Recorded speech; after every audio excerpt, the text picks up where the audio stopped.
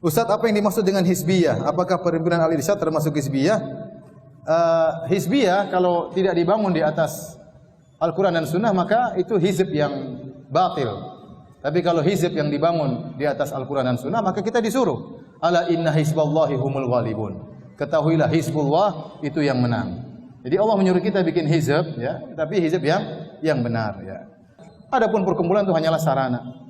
Al-Irsyad hanyalah sarana bagi kami. Ya, hanya sekedar payung, karena kita negara hukum, butuh yang memayungi. Ya.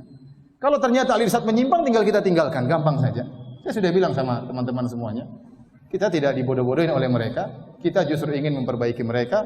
Dan saya sudah pernah meninggalkan dewan, saya telepon, saya bilang mohon maaf, saya mau keluar dari Dewan Fatwa. Kemudian teman-teman di Al-Irsyad mengatakan, jangan Ustaz, kita ingin Al-Irsyad itu baik, di atas manhaj salaf. Kalau antum keluar, semuanya keluar, siapa yang akan meluruskan kami? Alhamdulillah mulai banyak perubahan-perubahan. Di antaranya Al-Irsyad, ya, saya tidak ingin sebutkan, tapi intinya mulai ada perubahan-perubahan. Ya. Jadi maksud saya Al-Irsyad itu hanyalah sarana organisasi, sama seperti yayasan. Yayasan ada atau tidak? Yayasan itu perkumpulan. Ya. Tidak ada bedanya dengan organisasi. Kalau yayasan boleh untuk mengurus suatu masjid, yayasan untuk pendidikan, yayasan itu kan perkumpulan ya. Ada mudirnya, ada anak buahnya, ada pembinanya, sama seperti halnya dengan organisasi. Yang jadi penilaian kita apakah itu dibangun di atas Al-Quran dan Sunnah atau tidak. Bukankah Allah berfirman, wa ta'awanu 'alal birri wa taqwa, tolong menolonglah. Di antara bentuk tolong menolong ya kita buat dewan fatwa, ada organisasi. Ya, kapan menyimpang ya kita tinggalkan, gampang saja. Ini sekedar payung, bukan tujuan utama. Apa yang dimaksud dengan Hizbullah? Hizbullah yang disebutkan dalam Al-Quran adalah orang-orang yang mereka berpegang pada Quran dan Sunnah, memperjuangkan agama Allah, dan dia berjihad dengannya, dan dia wafat di atasnya. Ini Hizbullah, golongan Allah. Allah menyebutkan dengan Hizbullah ini, bukan berarti kita disuruh bikin hizib, bukan. Allah yang menamakan. Allah yang menamakan. Nabi nggak pernah mengatakan kepada para sahabat, ini adalah Hizbullah. Atau tabi'in Hizbullah, nggak ada. Lawannya Hizbullah apa?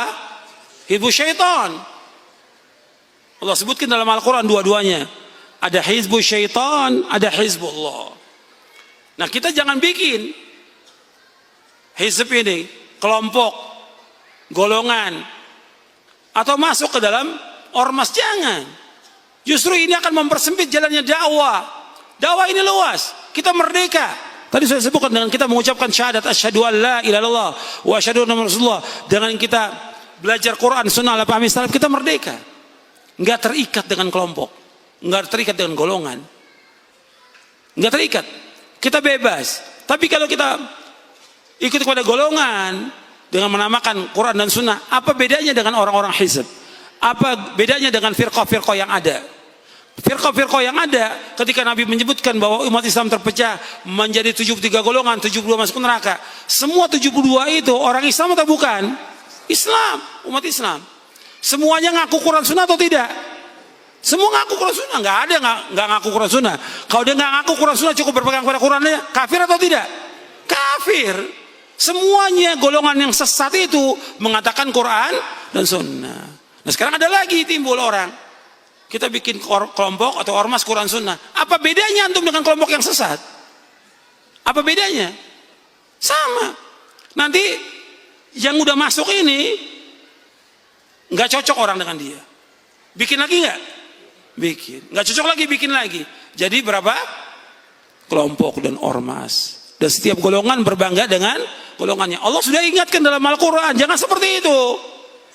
Allah mengatakan wala takunu minal musyrikin minal ladzina farraqu dinahum wa kanu syi'a kullu hizbin bima ladaihim farihun. Dalam surah Ar-Rum surah 30 ayat 32. Surah Ar-Rum surah 30 ayat 32. Kata Allah SWT, jangan kalian jadi seperti orang-orang musyrikin. Bagaimana kaum musyrikin? Mereka menjadikan agama mereka menjadi bergolong-golongan, berkelompok-kelompok. Setiap golongan bagaimana? Berbangga dengan golongannya. Mesti orang yang masuk kelompok atau ormas, mesti dia wala atau tidak? Wala dan barok. Wala karena kelompoknya, barok dengan dasar kelompoknya, bukan dengan dasar Islam lagi. Tapi kalau kita bebas, nggak ikut apapun juga, merdeka kita bisa masuk mendakwakan kepada semua kelompok yang ada. Kita bisa mendakwakan kepada semua partai yang ada. Kita bisa masuk kepada penguasa untuk mendakwakan. Kita bisa masuk kepada rakyat yang kecil semuanya. Bebas dakwah ini. Merdeka kita. Kalau masuk kelompok, tambah sempit kita. Tambah sempit. Ruang geraknya tambah sempit. Ketika dia berbicara soal Islam, berdakwah tentang Islam, kelompok lain mau terima atau tidak? Nggak mau terima. Kamu kan dari kelompok ini, jangan dakwah di sini, dakwahnya kelompok kamu aja. Ya tidak? Mempersempit dakwah, memperpicik jalan dakwah ini, mempersempit. Akhirnya apa? Nanti wala dan baroknya pada golongan itu. Kita nggak ada. Dan sekarang kalau antum lihat sekarang, orang ini sudah meninggalkan kelompok, golongan-golongan ormas. Dulu iya di zaman Belanda. Sekarang kan udah tinggalkan oleh orang. Orang nggak perlu lagi. Dulu memang dibutuhkan. Kalau sekarang nggak dibutuhkan. Sekarang orang beragama bebas untuk mengikuti pemahaman yang benar. Kita harus mengikuti yang benar. Dan kita berjalan dan kita berdakwah dengan dakwah ini. Enak, nggak terikat dengan apapun juga. Kalau sekarang kan nanti lama kelamaan, jadi wala dan baroknya ikut siapa?